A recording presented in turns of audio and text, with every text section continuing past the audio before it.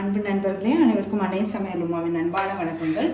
இன்னைக்கு அன்னை சமையலில் பார்க்க போகிறது ட்ரெடிஷ்னலான ஒரு ரெசிபி, அக்கார வடிசல். அக்கார அடிசல்னு கூட சொல்லுவாங்க. 2 டேபிள் ஸ்பூன் பாசிப்பருப்பு சேர்த்துக்கலாங்க. பாசிப்பருப்பு நல்ல வாசனை வர வரைக்கும் வறுத்துக்கோங்க. பாசிப்பருப்பு வறுத்துட்டு நீங்கள் பண்ணிங்கன்னா டேஸ்ட் ரொம்பவே நல்லாயிருக்கும்.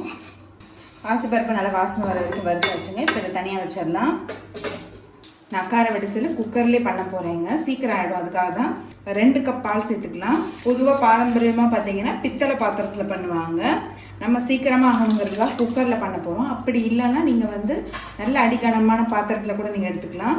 1/2 கப் பச்சரிசியை 20 நிமிஷம் ஊற வச்சு எடுத்து வச்சுருக்கேங்க. பச்சரிசியிலே அக்கார வடிசல் பண்ணிங்கன்னா டேஸ்ட் ரொம்பவே நல்லாயிருக்கும். இந்த கப்பில் 1/2 கப் எடுத்துருக்கேங்க.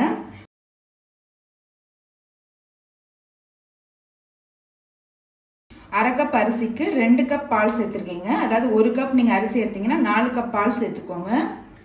அடுத்தது வறுத்து வச்சுருக்க பாசிப்பருப்பை கழுவி இதில் சேர்த்துக்கலாம். 1 டேபிள் ஸ்பூன் கடலைப்பருப்பை இது கூடவே சேர்த்துக்கலாங்க. கடலைப்பருப்பு சேர்த்திங்கன்னா டேஸ்ட் ரொம்பவே நல்லாயிருக்குங்க.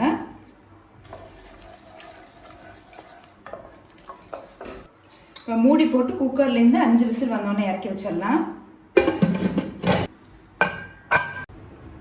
1/2 கப் வெல்லத்தை சேர்த்துக்கலாங்க. கொஞ்சம் தண்ணி, வெல்லம் நல்லா கரையிற வரைக்கும் வெயிட் பண்ணலாங்க. இப்போ வெல்லம் நல்லாவே கரைஞ்சிருச்சுங்க. இப்போ இதை வடிகட்டி தனியாக எடுத்து வச்சுக்கலாம். இப்போ குக்கர்லேருந்து 5 விசில் வந்துருச்சுங்க. நல்லாவே வெந்துருச்சு. அரிசி பருப்பு எல்லாமே நல்லா கரண்டியை வச்சுட்டு மேஷ் பண்ணிவிடுங்க. இப்போ கரைச்சி வச்சுருக்க வெள்ளை கரைசல் இது கூடவே சேர்த்துக்கலாங்க.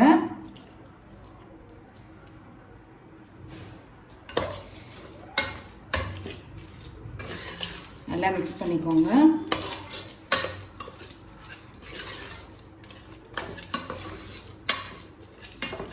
இப்போ இது கூடவே 1/2 கப் பால் சேர்த்துக்கலாங்க.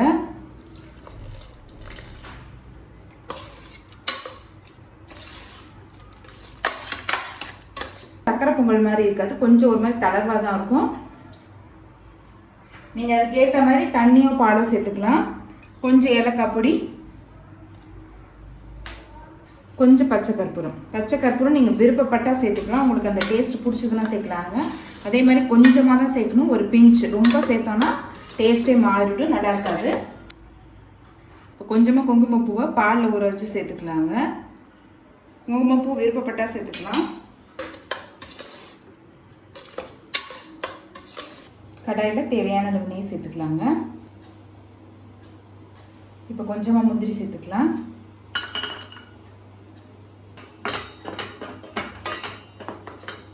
அடுத்தது கொஞ்சம் திராட்சை சேர்த்துக்கலாம். இப்போ 2த்தையும் நல்லா வறுத்து வச்சுங்க. நெய்யில் வறுத்து வச்சுருக்க முந்திரி திராட்சை இது கூடவே சேர்த்துக்கலாம்.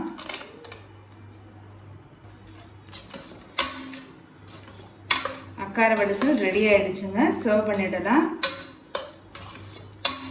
சுவையான அக்கார வடிசல் ரெடி ஆகிடுச்சு. ரெசிபியை ட்ரை பண்ணி பாருங்கள், கண்டிப்பாக உங்களுக்கே பிடிக்கும். ரெசிபி பிடிச்சிருந்ததுன்னா வீடியோவை லைக் பண்ணுங்கள், கமெண்ட் பண்ணுங்கள், ஷேர் பண்ணுங்கள். இது வரைக்கும் அன்னை சமையல் சேனலை சப்ஸ்கிரைப் பண்ணாதவங்க மறக்காமல் சப்ஸ்கிரைப் பண்ணுங்கள். தேங்க்யூ.